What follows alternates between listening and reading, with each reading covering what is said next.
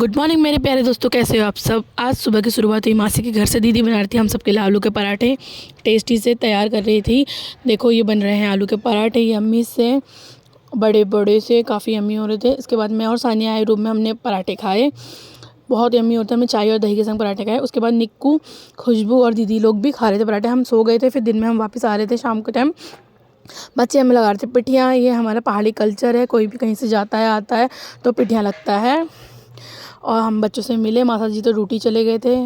उसके बाद हम बच्चों से मिले, बच्चों से मिलने के बाद हम नमस्ते नमस्ते बच्चे कर रहे थे। उसके बाद हम आ रहे थे, बुरा भी लग रहा था लेकिन जाना तो ज़रूरी है घर। उसके बाद हर्षित मार रहा था स्कूटी में कि स्कूटी स्टार्ट नहीं हो रही थी।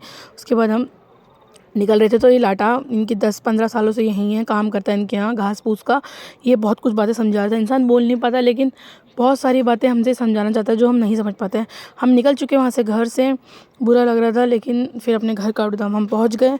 ये कुछ इस तरीके का व्यू। फिर हम अपने घर के गलियों में पहुँच गए। कहीं भी जाओ सुकून तो अपने घर में है। देखो हमारे हरे भरे खेत हम लोगों के।